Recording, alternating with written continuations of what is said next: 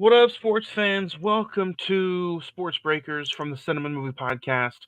Today we are talking about World Wrestling Federation Backlash, uh, WWF, the final WWF pay per view.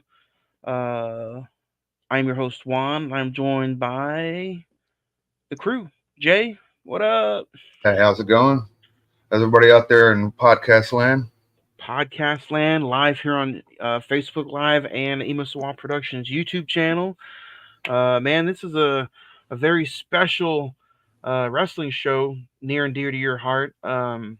Before we get in and talk about it, let's say this was your first wrestling pay per view and WWE pay per view, right? It was. Before this. I've been to WCW Thunder a couple times, a couple of their house shows. I've been to two ECW house shows before this, and numerous WWE Raws and SmackDowns. But this was my first show pay per view, and it was on my birthday, so that's what I got for my 20th birthday was a ticket to Backlash. Man, and that was Kansas City, Missouri, right? Kemper Arena. Correct. The place where Owen Hart passed away. Is this After seeing the building, I can see how. Is this it's fucking the spooky. first show in that building since that accident? Yes. It is. It was. Dang. So let's dig into it, man. When did you find out that you got tickets? Like how many weeks in advance before the pay per view? It was probably about a month beforehand. My mom was like, all right, Creed, I lived in Wichita at the time, and Creed was going to be coming to town, Creed, the rock band. And so my mom was like, all right, I'll give you an option. You can either go to Creed, since the tickets were the same price. They were $50 for a Creed general admission ticket, or $50 for a nosebleed seat at Backlash. I was like, I'd rather go to Backlash. She's like, all right, I'll let you borrow my car. And she bought me and Kevin a ticket. And we didn't sit next to each other, but I sat in front of him. Like our seats were legit. He sat right behind me. I could turn around and touch him. Oh, wow. And we sat up in the nosebleed sections a little bit. We were row H, and so we were pretty high up there. But the view from Kemper Arena was really, really good. So it wasn't a bad view at all. That sounds like my first pay per view, Unforgiven, which we'll talk about that a little in a few weeks. Almost probably the exact same seats, right up in the top right hand corner by the stage. I was pretty much on the left hand side. I was pretty much in line. You know how the backlash hooks are on there. Yep. We were right there, right when the stage when they start going down the ramp. Right when they start going the ramp. That's where me and Kevin sat. Yep. I was in the same general area, but nosebleeds for Unforgiven. But like I said, we'll talk about Unforgiven in a few weeks. So they had just got done with WrestleMania 18, huge successful WrestleMania. It had a hard one to follow with 17, but this one you had Rock Hogan, Jericho, Triple H for the undisputed title. Which I still contend that Hogan Rock should have went last. Oh yeah, definitely. I think every wrestling fan, producer, everybody probably agrees with that now. But looking back at it, did you get your tickets before Mania or after? It was after. So you were pretty hyped then when you got Backlash tickets. Oh yeah, when I seen that they actually had tickets left, I was like, "Holy shit, there's still tickets left." I'm going to be going. Let's talk about that. Like just the time of the year, WrestleMania had just got done. What was your expectations with this whole new draft concept, splitting up the two shows, brand new stages? Well, this comes during a time. This comes during a time when Backlash was considered the more wrestling pay-per-view than WrestleMania was. WrestleMania was a spectacle and the highlights and shit like that. But whenever it came down to actual pure wrestling matches, Backlash was the show that always had the better wrestling matches on it. I don't know if that makes sense to you, but no, it does, because you usually have a lot of rematches that take place at Backlash too. Yeah. And you get a bigger story out of them. In a weird way, they're bigger matches than Mania. In a weird way. Yeah. And this has kind of been the show to set up for what the summer could end up looking like for exactly. Wrestling. So, like, summertime in wrestling is usually kind of like... Well, this would be about springtime when this took place. Yeah, so they're setting you up for what could be either a hellacious summer or... I mean, it was still kind of on the fence, but... What was kind of like your expectations with all this new stuff going on? The draft, Vince McMahon being the owner of SmackDown, Ric Flair being the owner of Raw. Like, did you have... Yeah, because this was a co-branded pay-per-view. This was a WWF a Raw and SmackDown pay-per-view. But Yeah. this is the time where before they went to exclusive pay-per-views, where SmackDown had their own, Raw had their own. They would meet up every pay-per-view and they would put on so many matches per show. You know what I mean? Yeah, So this was the first one though. yes, Yep. So, and this was before they would have the SmackDown commentators call the SmackDown matches and Raw would call Raw. Jim Ross and Jerry Lawler were still calling just the pay-per-views in general. So, but you have the buy rate. They locally they did 12,489 in the arena. How many buy rates did they do for the pay-per-view? 400,000 buy rates, which means 400,000 people bought and paid for the pay-per-view on that Sunday night. That's insane. Before we get into this, can I got to bring this up to you. I've watched a few older pay-per-views now since this whole new Triple H reign has gone on, and I got to say it's almost, at least the commentating is almost unbearable to watch from back in the day. Well, It's they were at a transition period. no, They really were. I'm just talking about when we did Great American Bash '04, Backlash '02. I even rewatched Money in the Bank 16 when Dean Ambrose cashed in, and it's like, man, it's like the commentating is just so different now compared to just even 3 or 4 years ago. Well, that's because they had Vince McMahon in their ear, and Vince McMahon wanted to say they had so many damn problems. That's why Michael Cole didn't. It Is it? didn't. To me, he didn't hit his stride until Vince left. Yeah. Is it insane? Like, I don't know. It's insane to me how one person can make a huge difference in just overall kind of bad storytelling, at least when it comes to commentating. Like, I watched Monday Night Raw. Michael Cole did almost 2 hours by himself. Because Would you? McAfee, a family member passed away. McAfee's family. Yeah. What'd you think of that? Did you? Hey, you got to do what you got to do sometimes. It sounded good though, didn't it? I'm used to the one man commentator because of ECW with Joey Styles doing it by himself all those years ago. Yeah. So the one man booth can be good. Oh yeah. The 3-man booth can be bad. That's why I'm not a big fan of I'm a big fan of the 2-man team, and that's it. Because if there's more than two, they step over each other. Yeah. But let's get back to Backlash. Leading in, you had a few Raws where it was pretty much dominated by Undertaker, Austin, Ric Flair storyline. Brock Lesnar made his debut 4 weeks prior. Before he made his debut on Raw, I went to a show in November of 2001, and he was on a dark match. He wrestled somebody on a dark match in 2001 at a SmackDown taping. I think he started dark matches in like mid-October of 01. And I seen him in November. It was like November 21st of 01. My closest show that I attended live to this one was I went to a SmackDown in April of 2001 where Triple H won the Intercontinental Championship on SmackDown.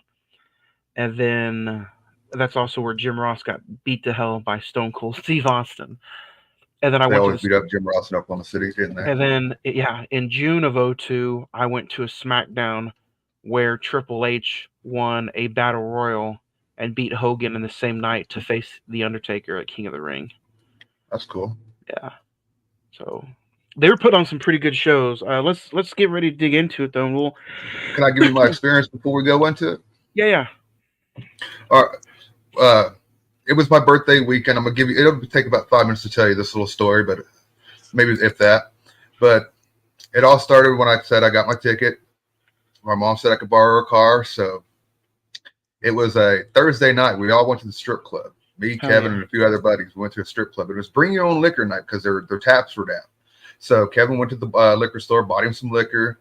He got shit-faced drunk. He was fucking shit-faced drunk. And I was still underage, so I couldn't drink in there. So we got this bright idea. He was like, I got my money. You got your money. You want to go tonight? I was like, fuck yeah, let's go tonight. So around 11:30 at night, we're piling in my mom's car, going to his house, picking up his suitcase. We're picking up mine. And we're heading the road on Kansas City. He's like, I'll stay awake and keep you awake the entire trip. We get 15 minutes down the road. This motherfucker passes out on me. So that's how the trip starts. I sit there and get to Kansas City about 4:30 in the morning. And this is before the time of GPS. So I had no idea where a fucking hotel was. So I just started going down streets. And if I seen the hotel, I would have stopped. And so for an hour and a half, I didn't see shit. And this motherfucker just snoring in the passenger seat. So about 6 a.m, I was like, I gotta take a break for a minute. So I stopped at a Denny's and went inside and had some breakfast and everything. And I went and got back on the road and started driving around. It was about 6:30. Kevin woke up. He was like, I'll take over from here, man, and I'll find us a hotel room. So he wakes up and he ends up taking over driving at a McDonald's. We're 30 miles outside of Kansas City now because I drove that fucking far out. I didn't know where the fuck we were. So after driving, he hops over there. He's like, I went inside. They told me there's a hotel not too far from here and blah, blah, blah. We went to the hotel. We got a room for 3 days. And so we ended up passing out and everything until 1, 2 o'clock that afternoon. And and we ended up going to the movie theater and seeing Scorpion King. They had at the casino. They had a movie theater. We went to the casino. I still wasn't old enough to fucking gamble. So here I am standing on the outside of the game room while Kevin's in there like, ha ha ha ha. I can drink and gamble. I'm like, dude, fuck you. Oh damn. So I was like, yeah. So I had a free ticket because I bought the Scorpion King soundtrack. They said if you bought the soundtrack included with the CD was a like up to $7 off ticket for your ticket. So the ticket prices were like $6. So I got in using that certificate from the CD, and we seen it at the Maristar Casino Theater. Nice. And after we did that, we went and drove around. We had about an ounce of weed on us, and we rolled some joints up, and we were just driving around fucking Kansas City and everything. And we got off the highway at one point in time, and we're sitting there smoking this fucking hog leg of us joint. Kevin's wearing a fucking cowboy hat, and we're in the middle of downtown, and I look in front of us. We're at a stoplight. So I look in front of us, and the car in front of us had government plates on it. It said FBI. I was like, holy shit, there's FBI in front of us. And I look over to my right, out my passenger window, and we're sitting in front of the fucking FBI building smoking a joint. We didn't realize when we got off the highway that the exit we took off took you right in front of the FBI building. So we're driving through the fucking this whole like 3 mile fucking stretch where there's government buildings. So we're smoking this joint while government buildings are being passed. And then we end up in the ghetto, like the legit fucking heart of the ghetto. Kid was like, I need cigarettes. So he gets out in the ghetto wearing a fucking cowboy hat. and he goes into 7-Eleven and gets him some cigarettes. And I laughed my ass off with him getting out. He was fucking tipping his hat to people and shit like that. He was howdying people and shit. So the day of Backlash, though, we partied and hung out in the hotel room Saturday night and everything. But the day of Backlash, we went to the arena itself because around checkout time, because it was 11 o'clock checkout time, but ring bell wasn't until fucking 7 o'clock that night. Jeez. So they had different buildings on the grounds. There was like another place that it was like a pavilion that had there was some shit going on. Like churches were having service or something inside those buildings because we walked around, we could hear the services going on and everything. And then we just sat out in the car and smoked a shit ton of weed until the pay-per-view started, till they let us in. They didn't have any like festivities going around or anything? No, they didn't have nothing set up outside. They didn't have, no booths for, buy merchandise before you went in. Interesting. So, like I said, we just sat out there and smoked weed in the car until it was time to go in. And we head inside, and that's where we're starting off at. We're going to start with the pre-show match. What was the crowd like? What was the atmosphere like? Was there any buzz? It was electric. There was a fucking huge buzz because Hogan was there. It was a very, Hogan was going to work that night. So everybody was like really amped up about Hogan, because you had that match with The Rock at WrestleMania and the crowd went fucking haywire there.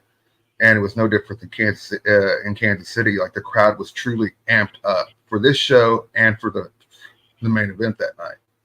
So, well, let's dig into it, man. I didn't check out the Sunday Night Heat match. The pre-show is not on the WWE Network or Peacock. So the Sunday Night Heat match was Big Show defeating Justin Credible and Steven Richards in 2 minutes 11 seconds. Big Show on Sunday Night Heat. You were there. I'm sure it was almost like a squash match. What'd you think? It was. It was pretty quick. It was one of those quick, just Big Show going out there kicking the shit out of two guys, and then bam, it's over. As you said, it's 2 minutes 11 seconds. That should tell you how quick the match went. Big Show was in a weird part of his career at this time Yeah, he was all, but he was always that heel face, heel face, heel face, heel face. So because he wasn't even at WrestleMania. I think he was like coming off of an injury or something.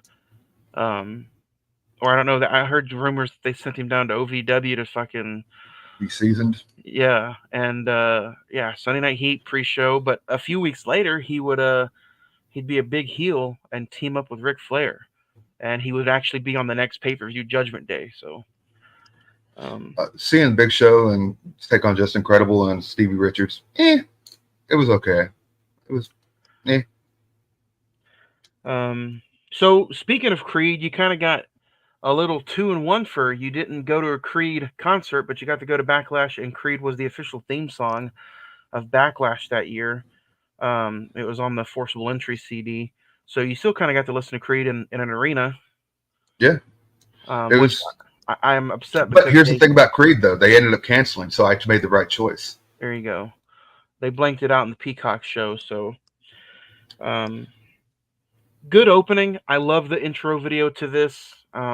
Starting off with Hogan and Triple H, talking about how he's got to do this one last time kind of thing. I like the way the show opened up too with the Cruiserweight Championship. Tajiri, Billy Kidman was coming in as champion. They went 9 minutes 8 seconds. Tajiri gets the win after the mist.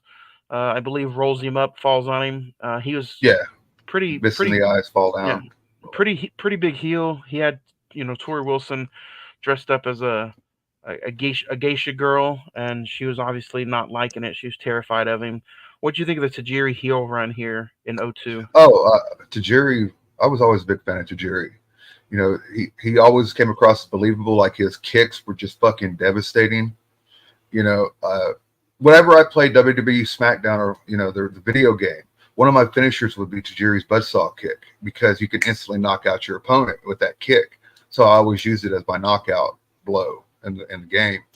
But this match here, though, it was pretty decent.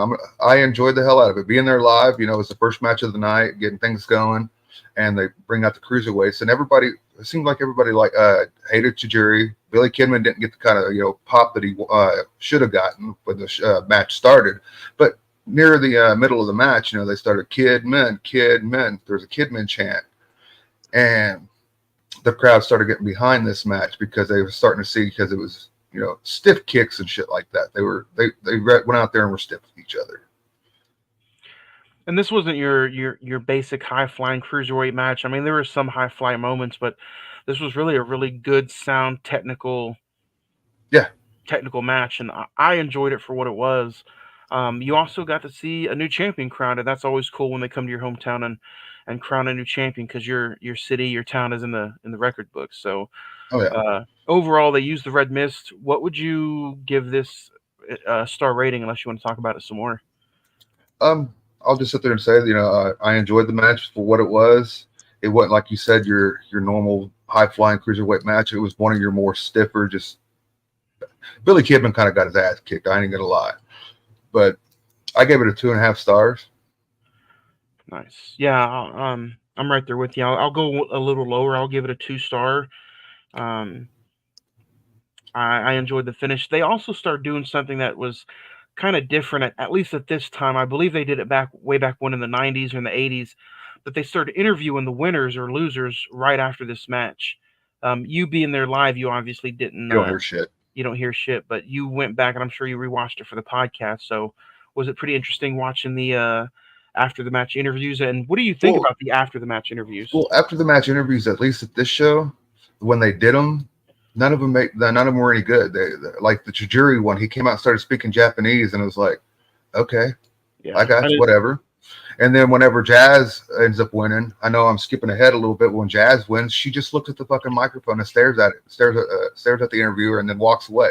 Like nobody said anything memorable. Nobody did anything or said anything that made me possible. You know what I mean? It was kind of pointless. Yeah, I didn't like him.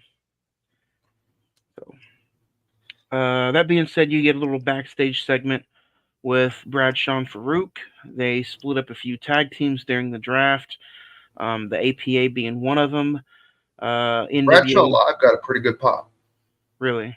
Yeah, Um, because you got to remember at this time, the APA, when they split them up, they were a very popular tag team. Farouk and him were a very popular tag team. yeah, I wasn't a big fan of splitting them up. Farouk didn't really go on to do much on SmackDown. Bradshaw, I believe, had a few hardcore title reigns on Raw. Um, I think he even feuded with um, who he feuded with. He feuded with the NWO, teamed up with Bubba Ray Dudley for a few shows. Um, so yeah, I wasn't a fan of the split up. The NWO had just came in 2 months prior at No Way Out. By Backlash, completely had shit the bed. They Oh, took I agree with you there. they they they took Hogan away. Kevin Nash got hurt again, so they bring in X Pac, and Scott Hall and X Pac were just. Scott Hall looked like he was drunk walking to the ring here at this match. Yeah, this the Scott Hall versus Bradshaw match. Yeah, it was Yeah, 5 minutes and 43 seconds, but it seemed to go on so much longer than that. it was 5 minutes too long. Yep, it really was. Like the entire match was basically Bradshaw just beating the shit out of Scott Hall. Like that, seriously, that was it. And then Scott Hall gets the win at the very end. Yeah, I think the only thing good that came out of this Scott Hall X Pac team up was a few weeks prior when they beat up Kane.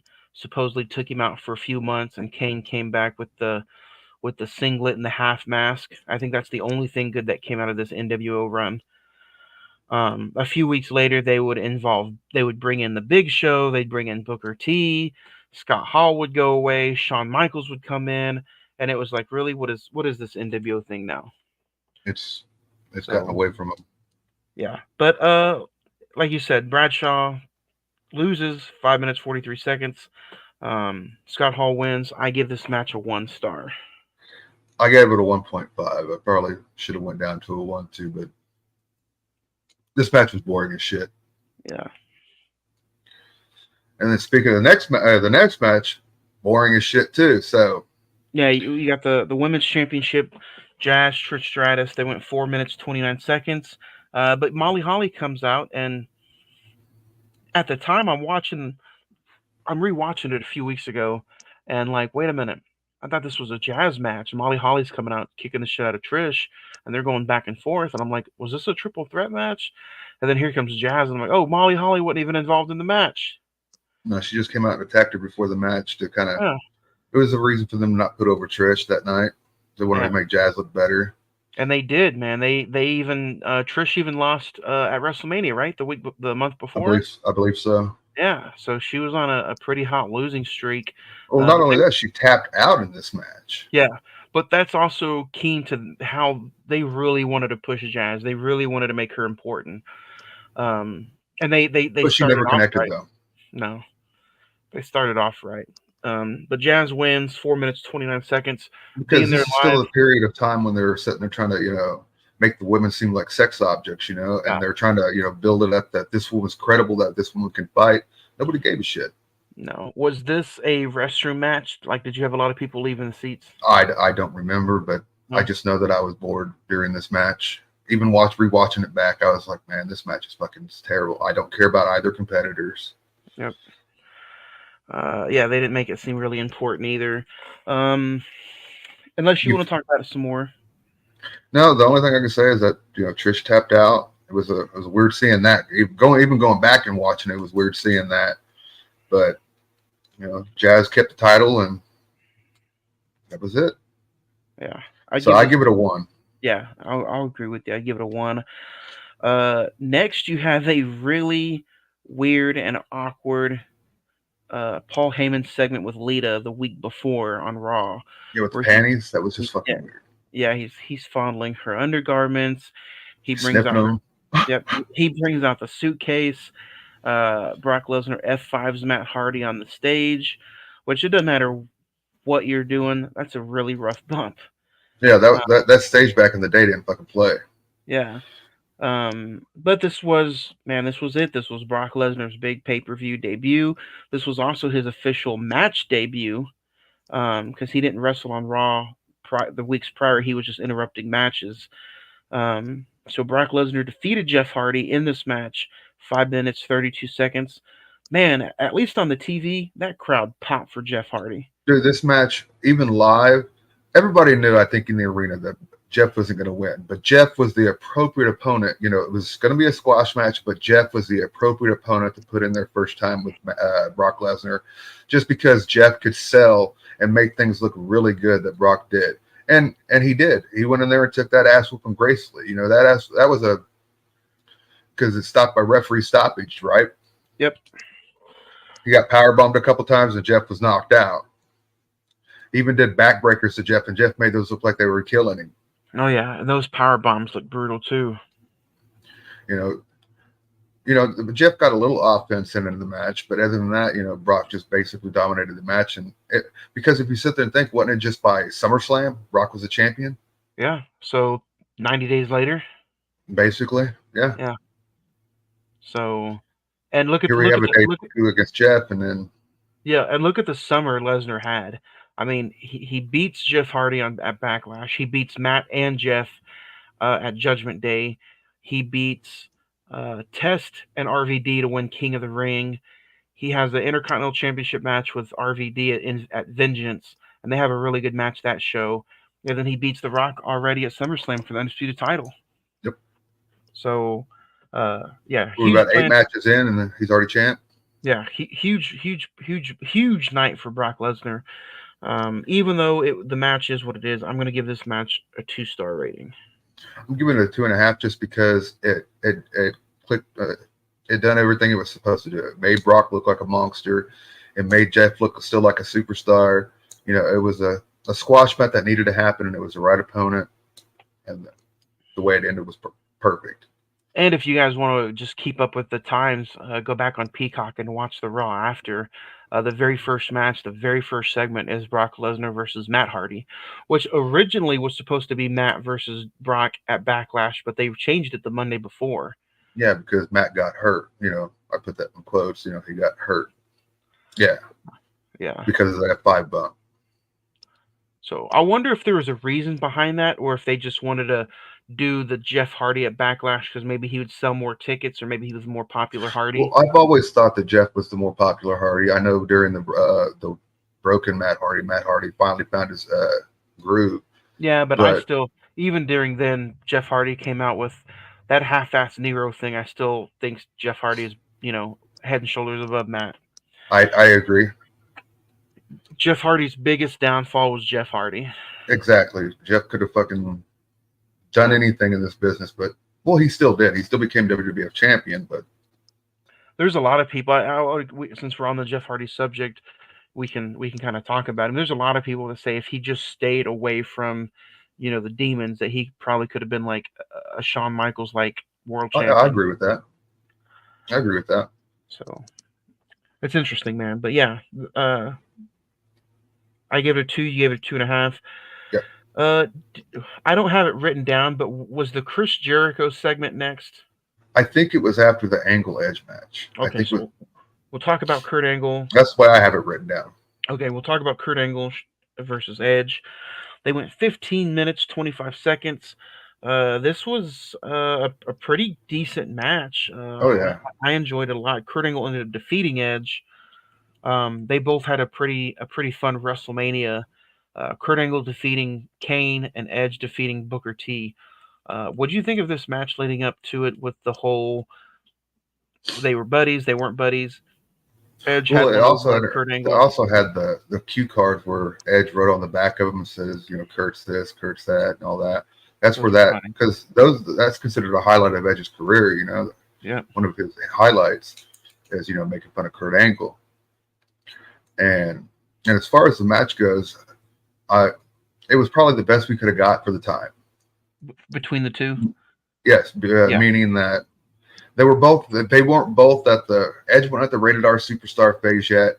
Angle was still finding his legs, you know what I mean? He was a champion, a previous champion already, but Angle was still, getting put over. I agree. This was a weird match. If this match maybe would have taken place a year later, I think it would have been a little bit better. But this match was it still felt like Edge was part of a tag team, and it still felt like Kurt Angle was maybe head and shoulders above Edge, if that makes Oh sense. yeah, there's no doubt about that. Yeah, Wrestling, it's kind of hard to look at a legitimate fighter and a wrestler and be like, but Kurt being a legitimate wrestler, that that makes him stand out more to me. yeah. Because the following year we got Brock Lesnar versus Angle at Mania. What'd you think of? I mean, Edge had just adopted the Rob Zombie theme like a few months before, so he was starting to turn into that edgy, more rock star like character. Um, but a few weeks later at Judgment Day, Edge would get one over on Angle and cause him to shave his head, and that would be the bald Angle segments. Um, so this match ultimately did have a pretty good payoff. Oh yeah, Yeah. well they were because the emphasis at the time was that SmackDown was the wrestling show, Raw was the entertainment show. So they had what was this during the time of the SmackDown 6? It Or was was that a just little bit start later? a little bit later. Just started because Rey Mysterio was still getting ready to debut. He hadn't debuted yet. Eddie was on Raw still, which we'll get ready to get into. Chris Jericho was still on Raw, or he had just gotten drafted to SmackDown. So it was about probably 3 months before. Okay. But yeah, but this was these are planting the seeds, if you will, with this match. Well, later got a bigger feud out of the two of them as they got better and they got more over with the fans and everything like that. So this was just like the start of their beginning. You know what I mean? This is just the Yep. beginning of their feud. So for being the beginning of the feud, I gave it a 3-star match. Because it was a very good back and forth match. There's nothing technically wrong with the match. It's just that since it was the beginning, we didn't get as much. Yeah, I would agree with that. I give it a 3. Um, and now you kind of get like a little break, but it was a very entertaining in the ring promo by Chris Jericho. I agree with everything he said. It kind of felt like he was going from the heart. Just 4 weeks prior, he was the undisputed champion, main event of WrestleMania, and Backlash, the next pay per view, he's not even on it. What'd you think of the promo, and what was the almost the feeling of Chris Jericho not being on the card for you? Well, it was. I did go to the bathroom during that. I do remember. I do remember that. I walked down the stairs and got closer to the ring because of where the bathrooms were, and I heard the promo from the bathroom. But I have heard the promo since then, and it was a very good promo. I agree with you. It was a from the heart promo. It's like, what the fuck, man? I just was the undisputed champion, and now you guys aren't even putting me on the show. Like, what the fuck, bro? If you are fantasy booking this, where would you have put Chris Jericho on the card, and in what match? I have no idea, honestly. I've honestly thought about that. I don't think he doesn't seem to fit this card. Not a triple threat with Hogan and Triple H. No, no. Triple H's story is Jericho was over at Mania. As soon as Triple H won that belt, him and Jericho were done. Yeah. Next up, man, we might disagree, but I think this is match of the night. Intercontinental Championship, Eddie Guerrero, Rob Van Dam. They went 11 minutes, 47 seconds. Eddie Guerrero coming back to the company the night after WrestleMania, after his demon problems. He got rehired, and this is his first pay per view back. And he defeated RVD in 11 minutes 47 seconds, which RVD just won the Intercontinental Championship 4 weeks prior at Mania. Um, what do you think, man? To me, this was match of the night for me. I agree. This was probably the best match on the card. But in the arena vibe, holy shit! When Guerrero won, people were pissed. I bet Because people had that feeling that Rob just won it. This is their first match between each other. There's no way Eddie's gonna win. And then Eddie won. It's like, oh fuck. Yeah. Okay, I guess that's where we're going now. But he had But this like the Angle Edge match was the start of their feud. Yep. Because they would later on have that ladder match on Raw that was beautiful. Oh yeah. Or was they had, or what did they have at Judgment Day? They had a rematch at Judgment Day. I can't recall. I thought the ladder match was at Judgment Day. I think the ladder match was on a Raw. But that's either when the fan way, jumped in the ring. Yeah. Okay. Either way, it was a pretty phenomenal match. Yeah. They did a lot of back and forth. Rob hit all his greatest hits. Eddie hit his. He hit a gory bomb, you know, and that 5-star frog or the frog splash that Eddie delivered looked beautiful. Yep. So the only knock I'd probably have on it would be the move that they did, the neck breaker into the belt. I'd have probably done a DDT into the belt. It would have looked better. It would have made more sense in a way, because the way the neck breaker came across was just kind of weak. But you know, And yeah, I was pissed off that Eddie won at the time. oh, I bet.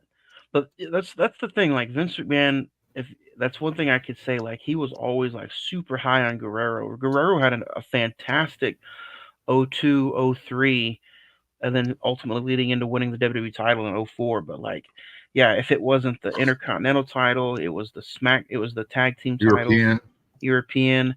He was the inaugural United States champion when they brought that title back a year later. So Guerrero was just phenomenal going forward after this. Oh yeah, Um, this was the start of the Eddie Renaissance, yep, basically. yep, he had his comeback. Um, I'm gonna give this match a 4 stars. I gave it 3. So um, I think in this If they short would have had amount a of couple more minutes, if they would have had a couple more minutes and able to go a little, you know what I mean? They could have yeah, just went a little bit longer, and I this would have got understand. a 3-5 or some shit for me. But I understand that, but for the amount of time that they were given, it was still pretty memorable and back and forth for me. So oh yeah, and they made RVD still kind of look strong in the losing effort with Guerrero lying, cheating, and stealing. So that was the start of that, yep. because Eddie chose to cheat to get the win. Uh, the next match I can't wait to get your opinion on. Oh, It was you're the gonna under get it was the number one contenders match. Undertaker, Stone Cold Steve Austin, Ric Flair as a special guest referee. They went 27 minutes and 3 seconds. I don't know if it was just me, but the crowd seemed like they weren't really into it. It kind of uh, seemed a little. It kind of seemed a live little. being there live seeing Ric Flair count. Like, my God, speed the fuck up, Rick.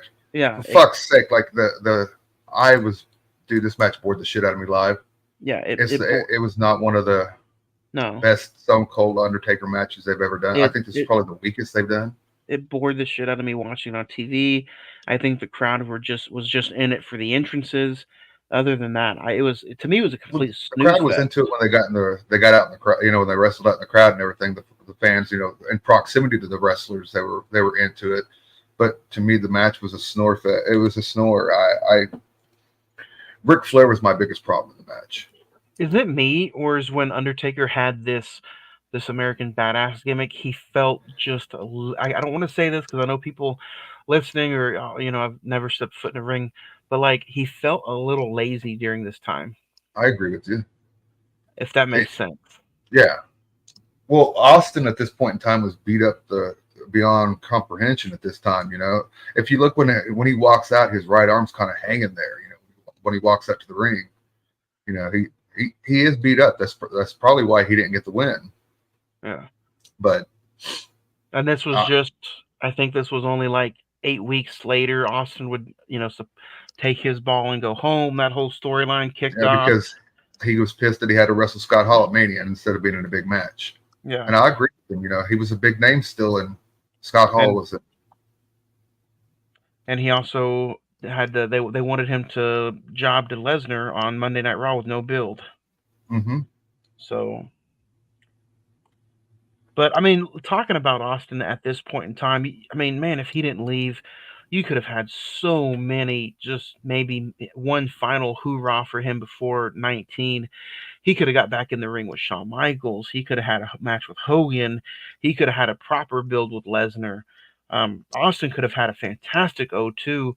I'm just so disappointed in the way things turned out the final month and a half of his 02.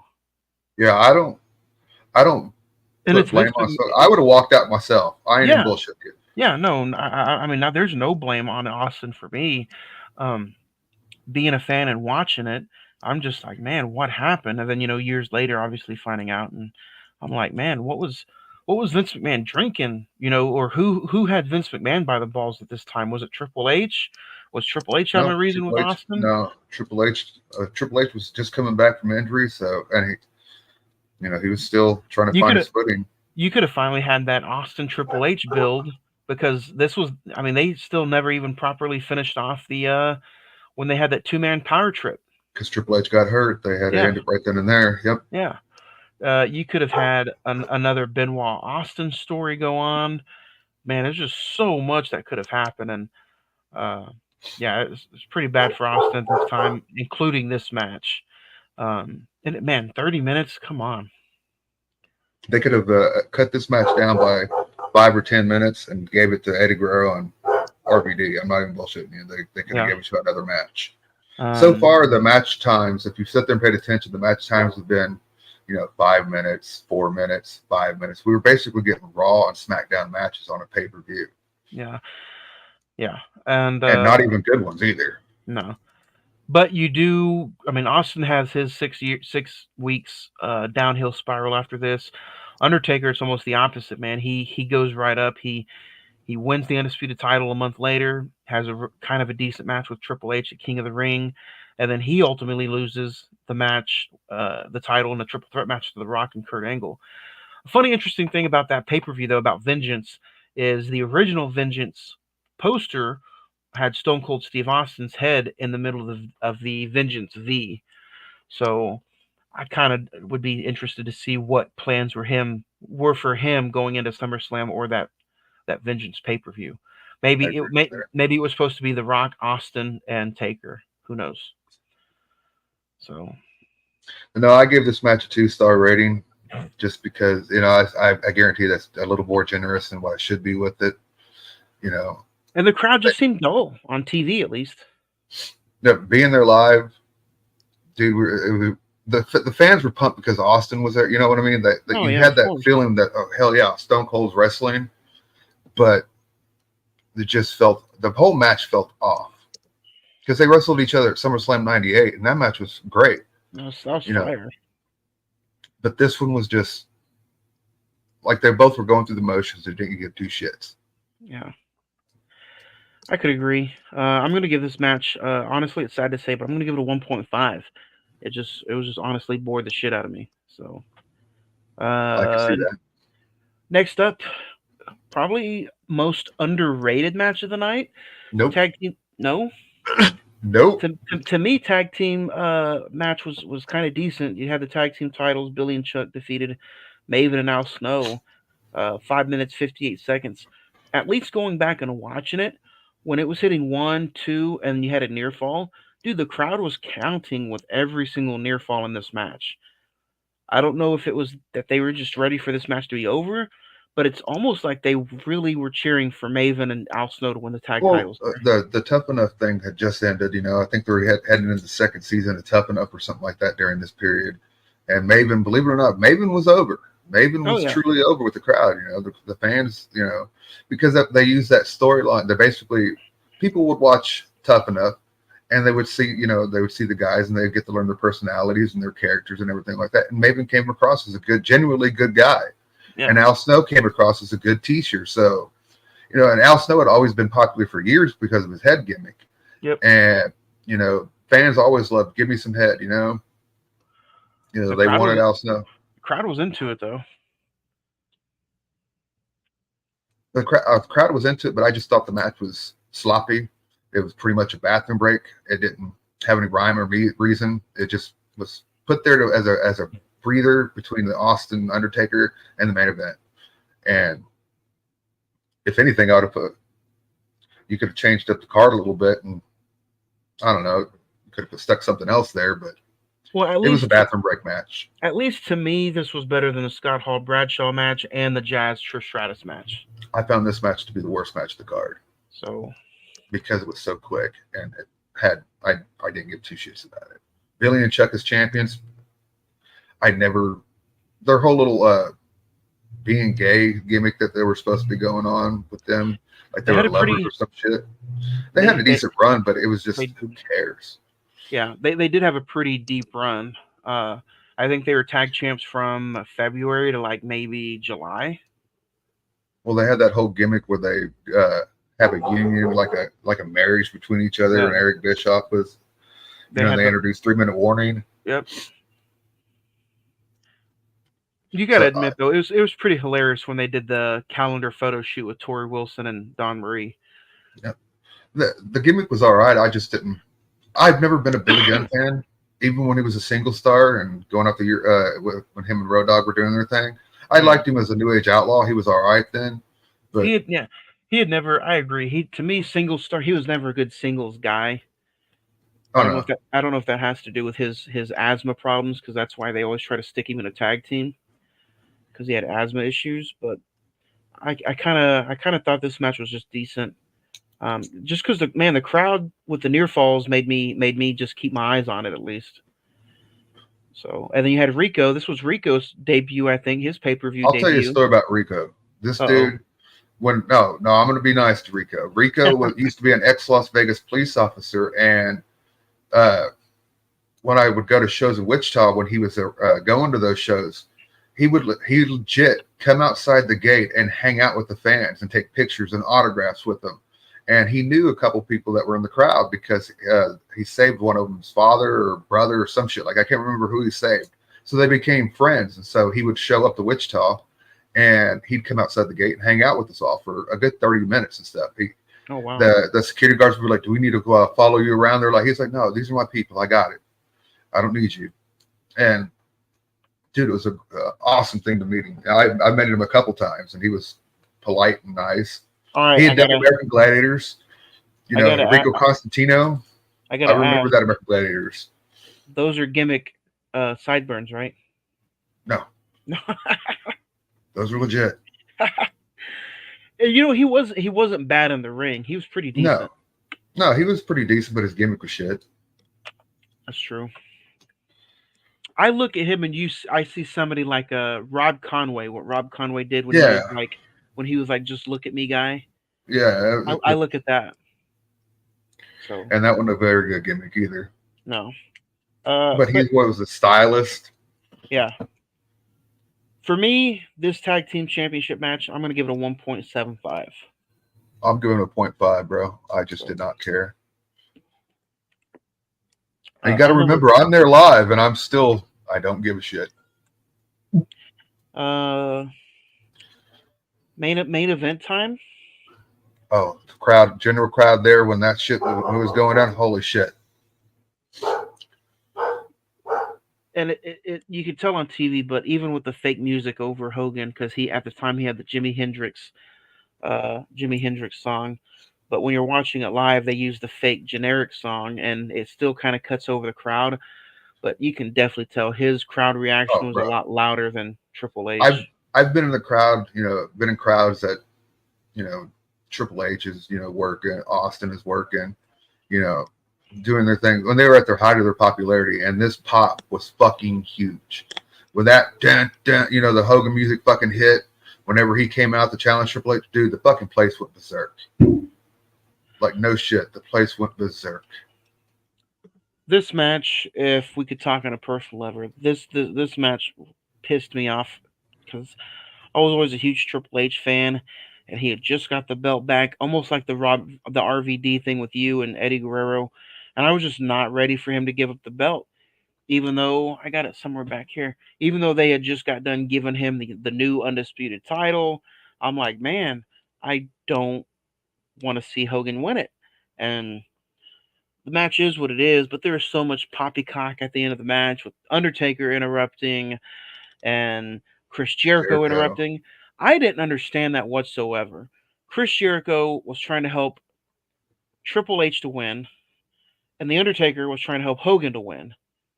Even though at the following pay per view, they reversed the match and you got Hogan, Taker, Triple H, Jericho. And Jericho, Triple H was inside Hell in a Cell. But at the end of Backlash, Triple H wanted revenge on Taker. Completely bazonkers in this. Maybe they were just setting it up so when Taker did take it, they would have a built-in feud ready to go. I don't You know what I know. mean? Yeah, but But you can't deny the reason. From my feelings and understanding, is that the reason why Hogan got the belt that night was because of WrestleMania and the way he got fucking the way the fans were at WrestleMania with him and The Rock. Vince McMahon jizzed himself and thought it was the '80s again. Exactly. He's like, oh, my boy's home. I'm gonna give him the belt back. And I'm sure fucking Hogan politicked his way into that fucking title run. Yeah, and I bet Triple H was pissed. I bet Triple H didn't go to Easter dinner with McMahon's. Well, I would have been kind of upset myself. They just brought me back on. I'm the highest. The crowds are enjoying me the most. It's because this is the first time he's really been over as a face. Yep. Because he had been playing that Hunter Hearst Helmsley character for years, and he Yep. finally got hurt. And he comes back as the gang. You know, and he's fucking thicker than ever. He's got more muscle, Yeah. and This, he just feels like a different wrestler. yeah. This probably would have been his. This would have been probably his resurgence, and he probably would have been, you know, the torch had been passed. I feel like this would have been a torch passed Triple H winning kind of moment. Everybody in the arena figured Hogan was going to win. Like, no bullshit. Everybody had that. You can just feel it in the air, like Hogan's going over. You can feel that the like I said, the both guys got a great pop, but when it came down to it, Hogan was over. Hogan was the more over of the two. And I don't know. I was I always remember seeing stuff that like, oh, McMahon doesn't want the belt on people who doesn't do like house shows and stuff, but he went back on his word with Lesnar and all these past few years. But He placed it on quite a few uh, people that didn't, huh? yeah, yeah, I thought the match was okay. They did the whole test of strength thing. Remember they would do that back in the day with like Hogan Macho, Hogan Warrior. Uh, they tested it again here in this match. Were you a fan of the test of strength gimmick? I never really have been. I don't. Me It's neither. always been kind of goofy to me. Yeah. But if anybody's going to do it, Triple H and Hogan, they're supposed to be the most powerful guys in the ring and shit. So why not let them do it? Dude, Triple H outmatched, at least look wise, Hogan. They look good together. You know what I mean? Yeah. Isn't it weird that I think I read something where AJ Styles is as old as Hogan was then? Yeah. Hogan moved horribly in this match. Yeah. I think AJ is the same age that Hogan is now, or was now. That's crazy to think about. Yeah. Yeah, it is. Um, One's man, so phenomenal and one's the immortal. let's talk about Hogan for a minute, man, because at least the entire time we've had this podcast, talking about all different kinds of wrestling, even movies. Where do you stand on just Hulk Hogan as a general fan? Me personally, watching him on TV and personally, I don't care for the character or the person. I get his standing to the wrestling world. I understand what he brought to the table, if that makes sense. I know what Hulkamania had done for the business. But when it all came down to it, I was a fucking Randy Savage and Bret Hart fan. I was a Yep. fan of more of those technical guys. And to me, Hogan never brought it. Now, I've seen Hogan's matches from Japan now that I've gotten older, and they're like, holy shit, they're night and day from his WWE matches. And it's, it was the same formula over and over again, And that's why I couldn't stand John Cena for a while, was because it was the same formula. They were Hogan got beat up for most of them. It'd be a 10-minute match. Hogan would get beat up for Well, 9 minutes of it. Hulk up, one, two, see, three. see, that's the thing where I differ though. Yeah, they were they were but at least if you have a chance to hear and meet somebody outside the ring, the night and day difference between the John Cena personality and the Hulk Hogan personality is like, dude, just because you're Hulk Hogan doesn't mean you can walk on water. You know what I mean? Well, in his mind, he thought he could because he did put the wrestling on the map for a minute. I ain't going to deny that. Yeah.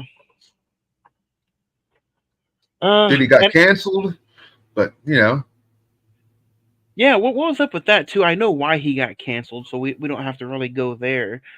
But it's like all is forgiven now. He's back under a Legends contract with WWE. yeah, evidently. Yeah, From what I understand, he had to apologize to the locker room. because he's in all the video games. He's in all the commercials. He was almost supposed to appear at WrestleMania 40, I believe, and I think he was supposed to be an entrant in the Royal Rumble this past year, but he didn't pass the physical. Hey, I wouldn't have cared if he was in it or not. You know what I mean? Hogan's time has passed. 20 years ago. Oh yeah. Even then, yeah.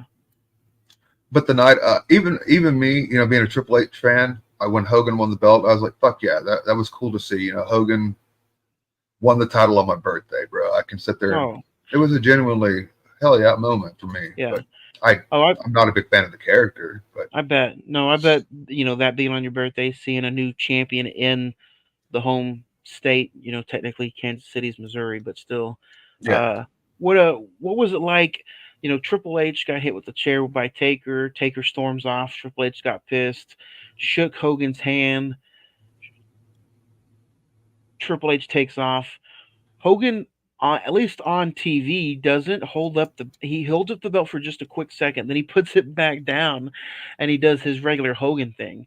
But Oh, he did that for quite a long time at the show. He pretty much went to every corner. You know what I mean? Went to yeah, every side of the ring and fucking pumped up and did the Hulkster thing.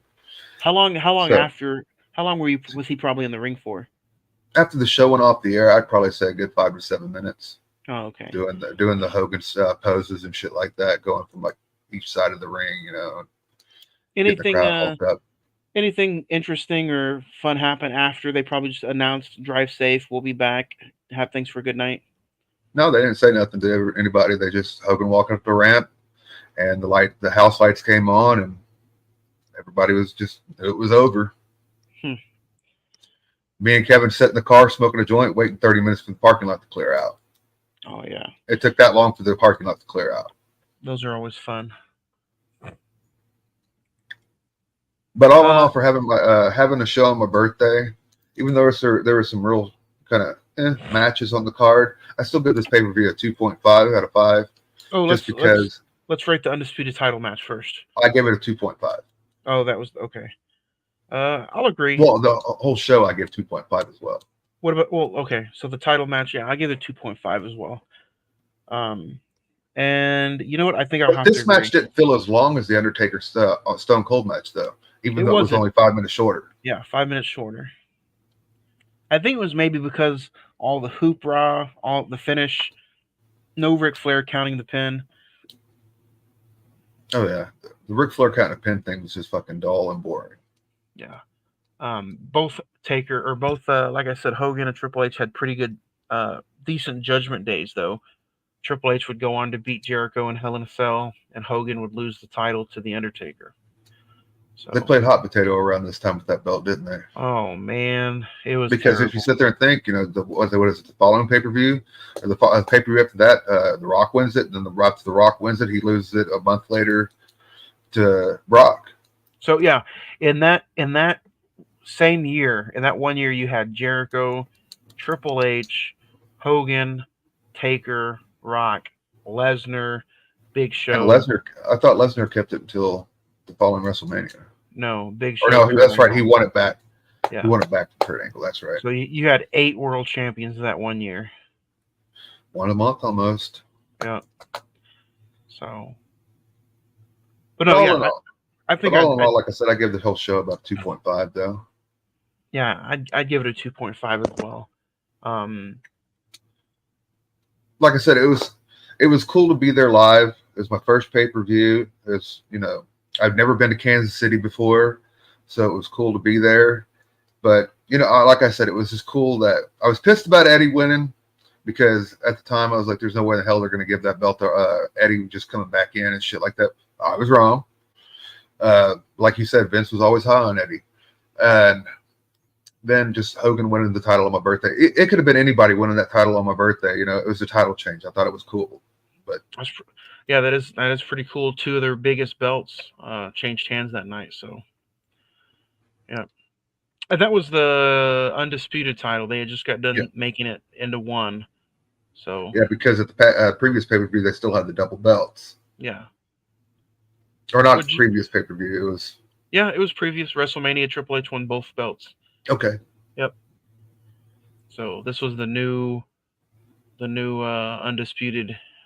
and it looked Heat. good. Yeah, I have it somewhere around here. I I should know I you should have do. I should have whipped it out. Um,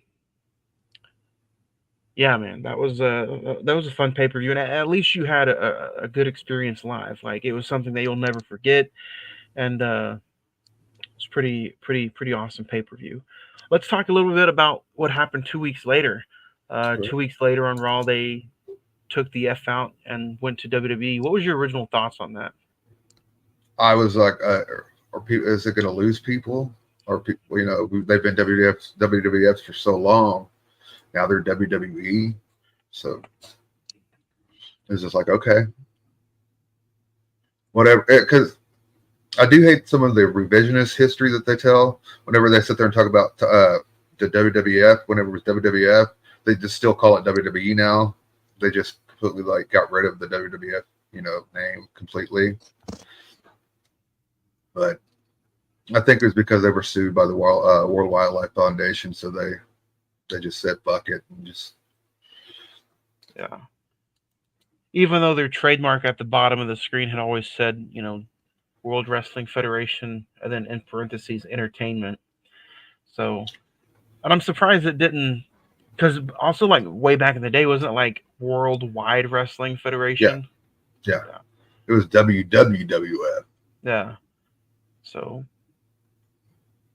I don't think it could have changed to anything else. Like, I think that E is I always, did find the campaign that they ran to get the F out. I thought that was clever. I thought that was funny. yeah. But that also, brought in the new ruthless aggression era just a few, A you few know. months later, yeah. Would you say this was probably the final Attitude Era pay-per-view? No, that What would happened. you That happened a year. I think the Attitude Era ended around the 2000, 2001. what would you say would probably be that you think This you would is say this is a 01? transition period. Yeah, this is a transition period to the ruthless aggression. It's not quite Attitude Era. It's not quite you know the other. It's just kind of stuck there in the middle. They're making their way. If that makes sense. Yeah, does make sense. So, But like I said, 2.5 for the entire pay per view. Like I said, it was cool to be there live. Your first pay per view we'll be talking about in a couple weeks. Unforgiven, correct? yeah, I'm not sure where to put Unforgiven at. I don't know if I should put it in, before we talk some Summer Slams or maybe after. Since it is a September pay-per-view, we're not far from September. So, I just look at it like this. Let's get the two pay per views that we both went to out of the way. Because I know you've been to a couple more after that, but let's get each other's first pay per views out of the way. I was sitting third row at Unforgiven. I got oh a wow, chair. I got to take home a chair. nice. But That was see, that'll be a story that we both can sit there and give our in person experiences to. yeah, that's true. Um, man, you want to do these bi-weekly or weekly? That's the We can only do it story bi-weekly now. for now. Yeah. So I think that'd be set, man. Thursday, July 11th, we can talk Unforgiven, 2005, and I think that's the next time we'll see each other for a wrestling pay-per-view. Mm-hmm. This Sunday on the old man's birthday, we'll talk Godzilla -1. You guys can check that out now on Netflix. Hurry up and check it out before it goes away because you never know when Netflix is going to dump something else. Have you got to see it in full yet? I have not yet. Man, I really enjoyed my first time watch. I'm actually really enjoying getting ready to watch it again. I can't wait to hear you guys' thoughts about it. Zach is such a big Godzilla fan. I think he might come and hang out with us and talk about it. That'd be Um, cool. but until then, man, I think is that it for Backlash '02, or is there anything else you want to add to it? No, that's it. So yeah, I think that's it, man. Great conversation. I loved every minute of it. Backlash was a fun conversation. Um, until then, guys, yeah, uh, Godzilla -1 this Sunday, June 30th, 6 p.m. Uh, we'll hang out and talk Godzilla this Sunday on another brand new episode of the Cine-Men Movie Podcast. Later.